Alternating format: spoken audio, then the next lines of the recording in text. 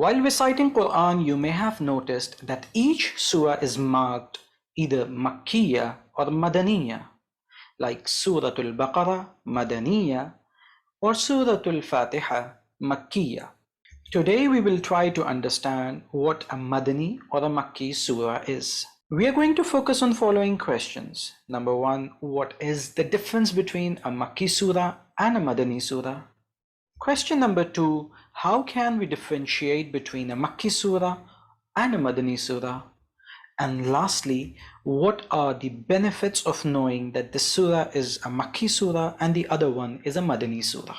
Now, there are three different opinions about the definition of a Makki surah and a Madani surah. The first opinion is the surah or the ayah of the Quran that was revealed in Makkah is considered as a Makki surah or a Makki ayah, whereas the surah or an ayah of the Quran revealed in Medina is considered as a Madani surah or a Madani ayah.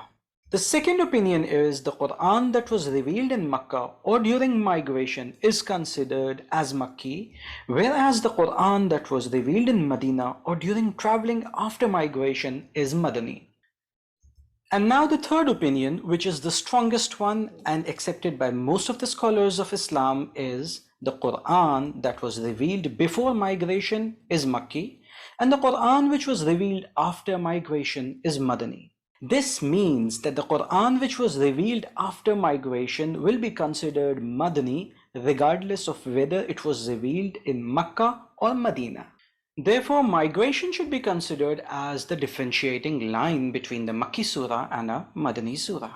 There are 114 surahs in the Holy Quran altogether. However, there is a difference of opinion in the number of Makki and Madani surahs. Some scholars say that there are 86 Makki and 28 Madani surahs, whereas according to others there are 85 Makki and 29 Madani surahs.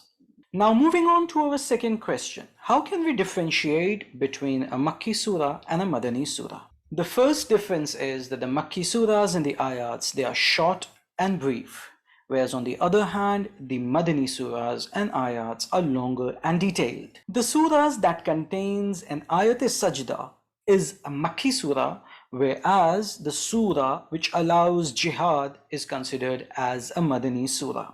The surah with the expression of Ya Ayyuhan Nas are normally Makki, except Suratul Baqarah, whereas the surah with the expression of Ya Ayyuhal Ladhina Amanu is considered to be Madani. The surah which tells the story of Prophet Adam alayhi salam and Shaitan, except Suratul Baqarah, is considered as Makki surah, whereas the surah which mentions hypocrites, that is the Munafiqun, are Madani surahs.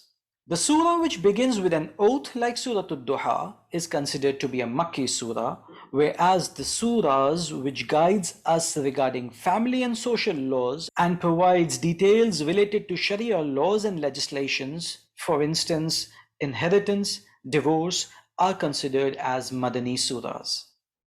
The surahs which begin with Huruful Muqatta'at are to be considered as Makki surah, with an exception of Suratul Baqarah and Surah Al Imran, as both these surahs begin with Huruful Muqatta'at, but still they are considered as Madani surahs and not Makki surahs.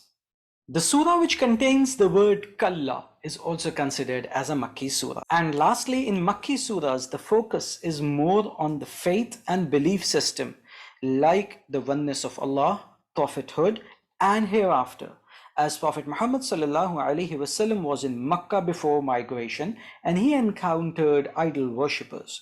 Therefore, the focus was more on correcting their faith. Now we will move on to the last question, which is regarding the benefits of knowing which surah is a Makki surah and which surah is Madani. First of all, it gives us the knowledge regarding the chronological revelation of the Quran to some extent, which helps us to understand the concept of an-nasikh wal-mansukh and eventually helps us in reaching the final ruling. Secondly, the knowledge of a Makki surah and a Madani surah helps a da'i, a preacher, to understand the requirements of dawah in a particular environment or situation. It also helps a mufassir of the Quran to reach to the correct conclusions for an event or rulings. And lastly, it also helps us to understand the seerah of our beloved Prophet ﷺ in the light of Makki or Madani Quran. I hope you have learned something new today. Don't forget to like and share this video with the intention of sharing the knowledge, and do subscribe to the channel so you don't miss any new upcoming video. Assalamu alaikum wa rahmatullahi wa barakatuh.